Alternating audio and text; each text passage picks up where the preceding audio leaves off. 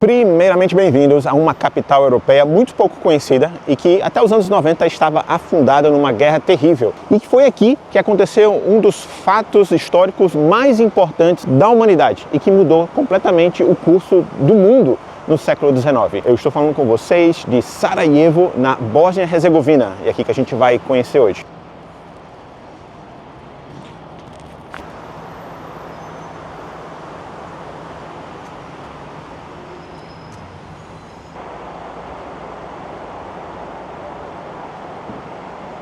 Continuamos a nossa expedição pelos Balcãs, completando o penúltimo país dessa região que falta vocês conhecerem.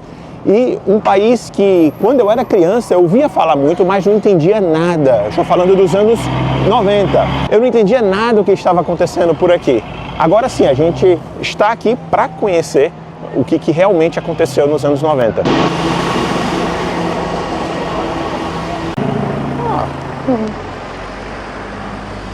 E qual foi esse fato histórico que aconteceu aqui no século passado que mudou completamente o curso da história da humanidade? E a gente vai começar aprendendo um pouco mais sobre a cidade e o país com um Free Walking Tour. Já expliquei para vocês sobre esse tipo de passeio que eu faço em muitas cidades europeias, né? Depois eu explico mais um pouquinho, dou umas dicas para vocês aproveitarem melhor e descobrirem essa oportunidade de passeios gratuitos pelas cidades que vocês passam. Ah, e detalhe, esse é o meu país de número 116, só falta 2 para completar todo o continente europeu.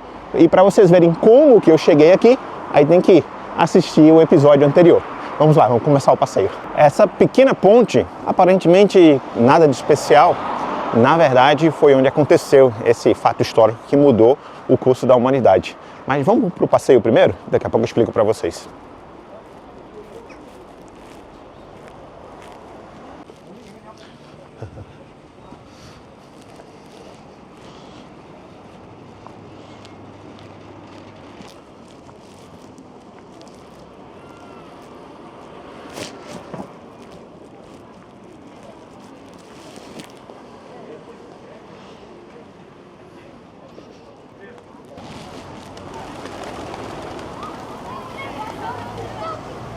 Is pretty much there in the name. Now, like most of these crafts are gone since like 50s and 60s.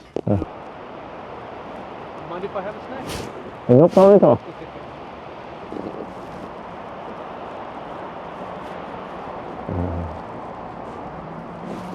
That's the bridge you asked me about. Oh yeah, great, cool.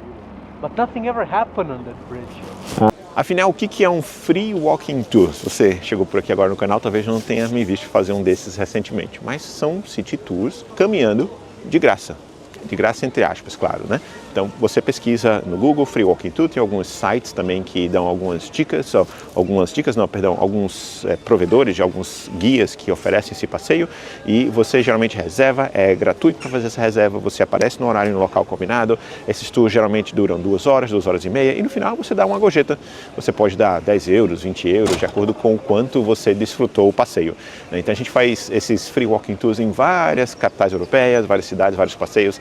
E é muito legal porque durante cerca de 2 horas você tem uma pessoa local que dá várias informações, explica um pouco da história e no final muitos deles dão dicas também de onde comer, que lugares extras para visitar.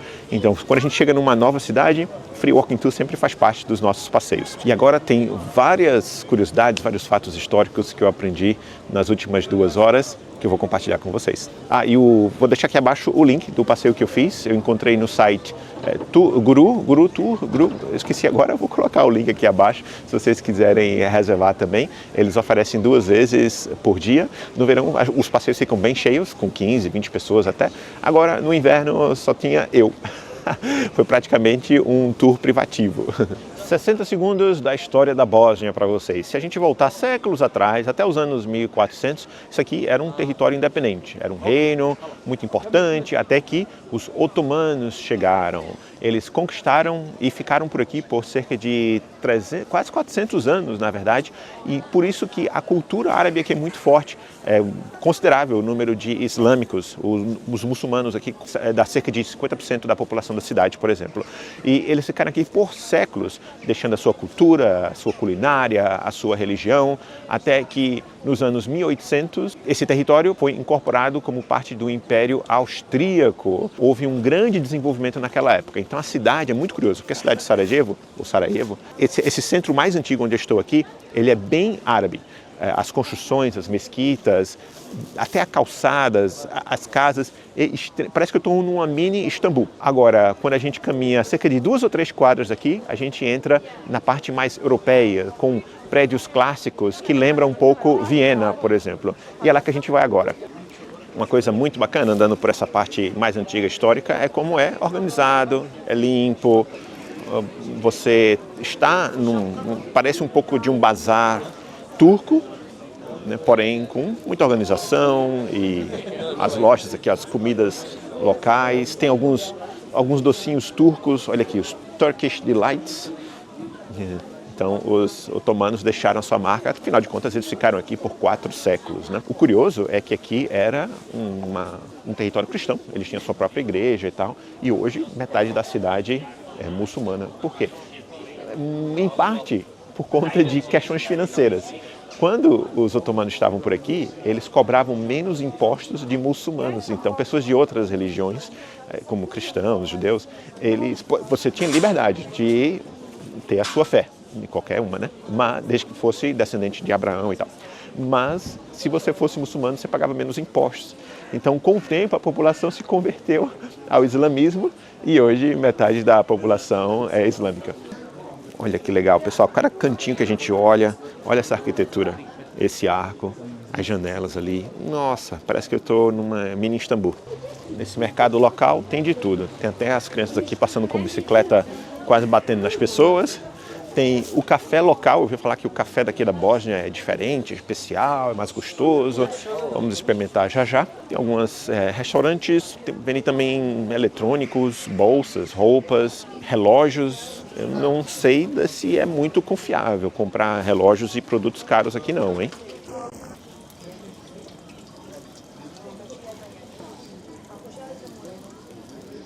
No episódio anterior, quando eu estava chegando aqui, tinha a previsão de neve, né, pessoal? Até agora não caiu neve nenhuma. E a temperatura, agora no inverno, no final do ano, está cerca de 0 graus, 1 ou 2 graus às vezes. O sol aparece um pouquinho, chega a fazer 3 ou 4 graus, então é bem frio aqui, mas não é nada insuportável não, é até agradável.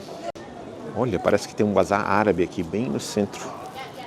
Que bacana, vamos conhecer por dentro.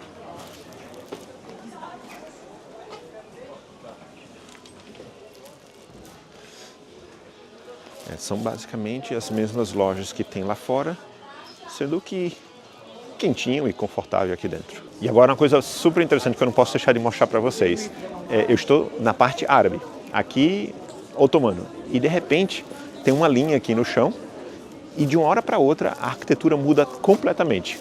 Aqui atrás de mim estamos entrando na parte europeia da cidade, que foi desenvolvida pelos austríacos. Então quando eles tomaram o controle, na verdade os otomanos meio que venderam a Bósnia para os austríacos. Então isso aqui passou a ser parte do Império Austríaco e eles decidiram expandir a cidade.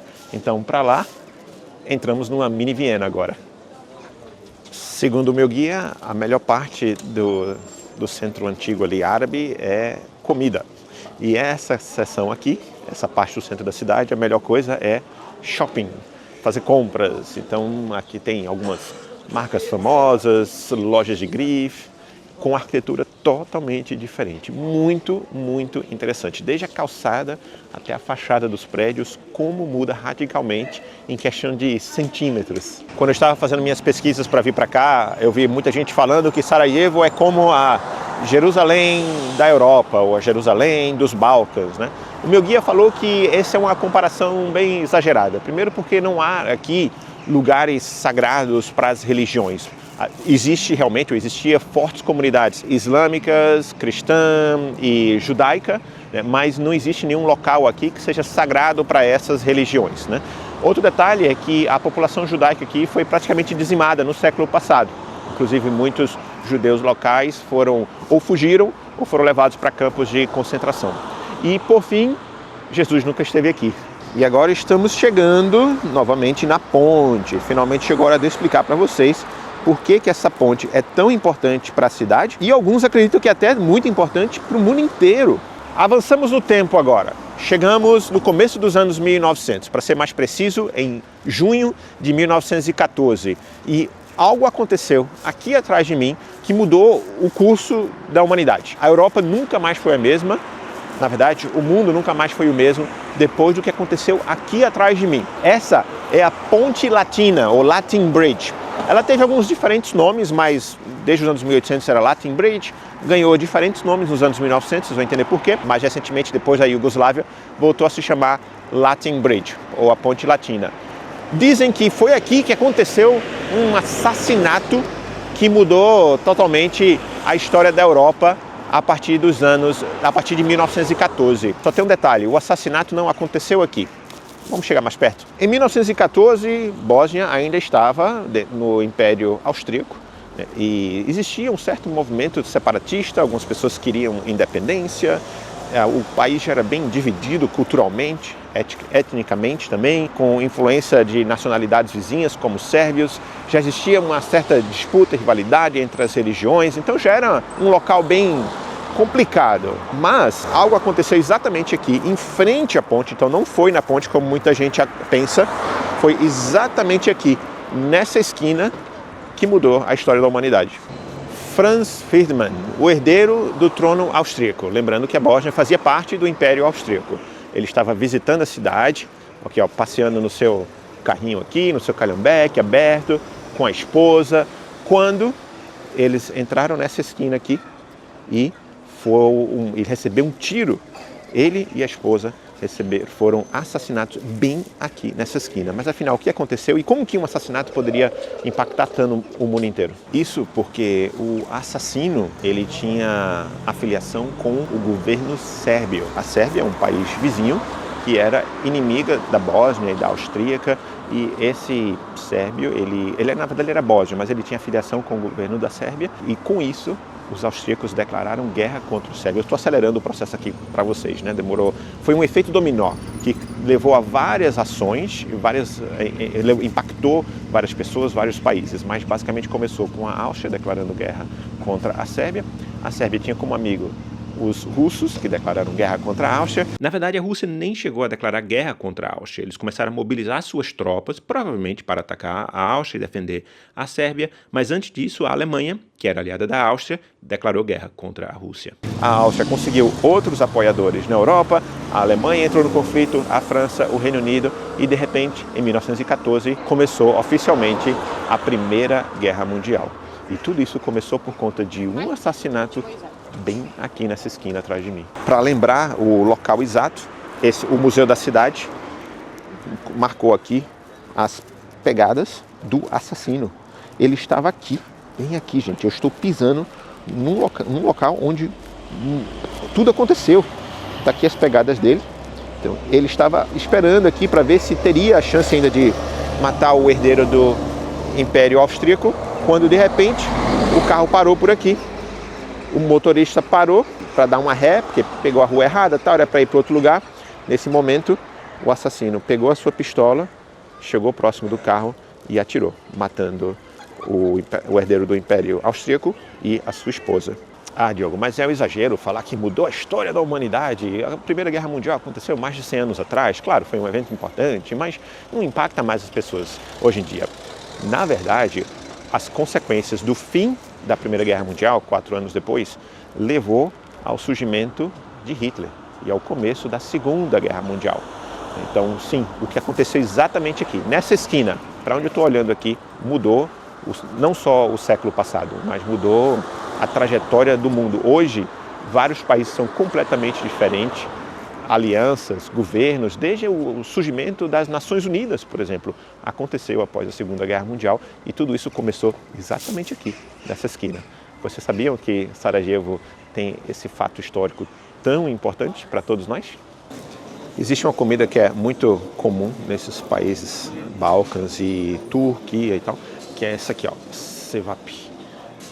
E o guia falou que esse aqui, o da Bósnia, é o melhor deles. Será que é mesmo? Vou ter que comer para experimentar, né? Cevapi. Vamos experimentar se é isso mesmo. Olha, ele vem com cebola e essa massa e a linguiça dentro. Parece linguiça, né? Se eu chamar de linguiça aqui, acho que eles não vão gostar, não. Eu não sei nem bem como que come aqui, porque não me deram uma faca. Mas eu acho que... bem quente. A carne é muito boa. Churrasco assim, muito gostosa. E vem com esse espécie de pão pita. É uma comida bem simples, pessoal. Pão pita muito gostoso, a carne muito gostosa, mas é uma comida bem simples. Muito gostoso. Não sei se eu chamaria assim de uma refeição. Que é basicamente pão pita, cebola e linguiça. Pessoal, é pão com salsicha. Cebola, um molhinho e tal, muito gostoso, mas enfim.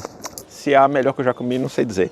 Porém, eu parei aqui só para mostrar para vocês, porque eu acabei de pegar troco na moeda local. Eu estou usando a moeda local, BAN, que eu expliquei para vocês no vídeo anterior, eu comprei no aeroporto, mas é uma moeda fechada, então eu preciso me certificar que eu vou usar tudo ou trocar de volta para uma moeda aberta, como euro, dólar, antes de seguir viagem para o próximo país, porque senão não vou conseguir usar lá. E esse é o dinheiro local, ó, a nota de 20. Fica fácil de calcular porque dá mais ou menos a metade do euro. Então, a nota dessa de 20 é o equivalente a 10 euros, por exemplo. Tem aqui moeda também, ó, moeda de 2, que seria o equivalente a 1 euro. Vocês sempre gostam de ver, né? Tem um pássaro aqui do outro lado, ó, né? Não dá para ver direito, não está focando, mas enfim, moedinha normal, né? Vocês sempre pedem para ver o dinheiro local. Agora vamos lá, tem um negócio muito importante, um outro fato histórico extremamente importante que aconteceu bem aqui, que eu preciso mostrar para vocês.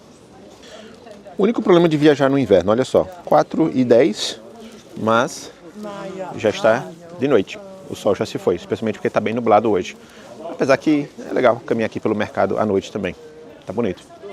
Entre as duas guerras mundiais, surgiu aqui um bloco de países chamado Iugoslávia. Na época era um reino. E depois esse bloco de países foi reformado, foi restaurado após a Segunda Guerra Mundial, porém como uma república socialista, sob a liderança de um ditador chamado Tito. O bloco ficou muito forte.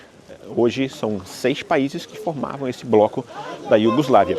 E ainda que culturalmente, etnicamente, religiosamente, esses eram regiões e países muito distintos, com línguas distintas, com culturas bem distintas. Esse ditador Tito ele conseguiu manter todos esses povos unidos sob uma bandeira, a do comunismo.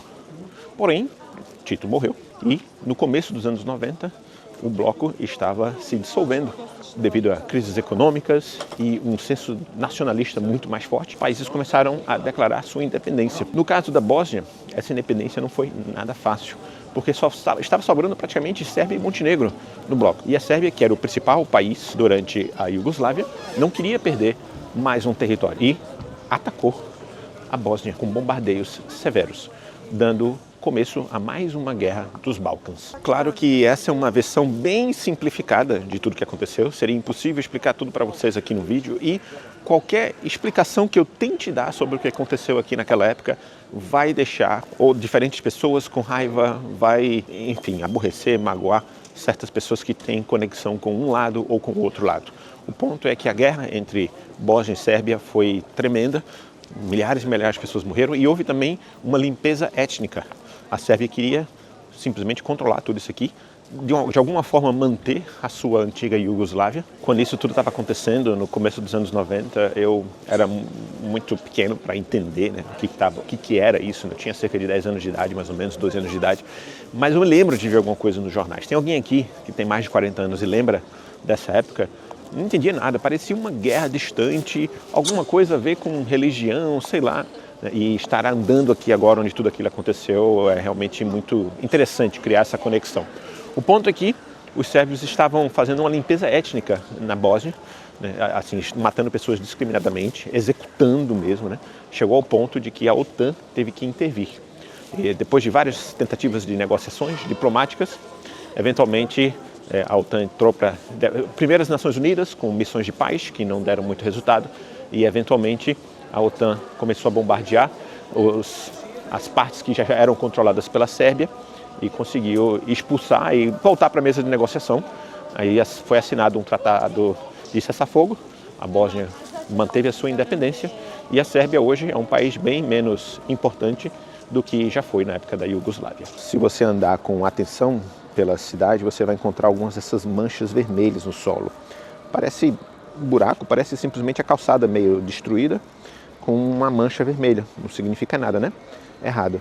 Aqui é onde caiu uma bomba que destruiu parcialmente o solo, e aí eles pintaram de vermelho para simbolizar as pessoas que morreram exatamente aqui onde eu estou pisando. Então, pela cidade você vai encontrar alguns desses, eles chamam de rosas vermelhas. Na verdade, o solo foi parcialmente destruído, a gente consegue ver aqui, ó, mas não foi restaurado. Eles apenas pintaram de vermelho e deixaram. Esse aqui em particular fica em frente à principal igreja católica da cidade, que tem a estátua de João Paulo II ali, o Papa que abençoou a cidade e reconstruiu a igreja. A guerra da Bósnia contra a Sérvia foi uma das guerras dos Balcãs, tiveram outras, e eu já expliquei para vocês sobre outras delas viajando pelos países da região. A Sérvia, na verdade, é o último país que me falta visitar dos Balcãs, que é onde eu vou a partir daqui. Vou fazer uma viagem por terra entre Bósnia e Sérvia, passando por lugares do interior, natureza, história. Estou bem curioso e muito animado em compartilhar com vocês. Neve que é bom nada, só chuva e frio. Se vocês quiserem também passear na volta da cidade durante a sua viagem, tem 3 coisas que pode ser interessante visitar. Tem a Fortaleza dos Otomanos, que praticamente deu origem à cidade. Tem vestígios da época que aconteceu aqui em 1984, os Jogos Olímpicos. Pois é, as Olimpíadas de Inverno aconteceram aqui em Sarajevo, na época que era Iugoslávia, né? Foi provavelmente a última Olimpíada de Inverno em um país comunista. Aconteceu exatamente aqui. Então tem alguns vestígios das áreas de competição que sobraram, que estão parcialmente abandonadas, mas é possível visitar também. E tem alguns túneis que ficam próximo ao aeroporto que foram usados durante a guerra nos anos 90. Então você pode até entrar no túnel, paga o ingresso e tal, é um museu, você entra nos túneis. Então são algumas ideias para a sua visita na Bósnia, na capital da Bósnia. Tem alguém pensando em visitar a Bósnia, conhecer um pouco mais a fundo, ou já gostou só de conhecer aqui, através do vídeo, essa introdução histórica? Agora, para mim, é hora de tomar um café quente, que eu tô com muito frio, fazer as malas e partir para a próxima aventura nessa viagem entre Bósnia e Sérvia. Se inscreve aqui no canal e você pode também apoiar o meu trabalho tocando no botão de valeu aqui abaixo. Te agradeço muito de coração. E eu também deixo vocês aqui com os vídeos dos últimos países que eu visitei, alguns países bem conflituosos também, como Kotor, Transnistria, o último reduto comunista da Europa. Como assim? Toca aqui do lado e a gente se vê lá.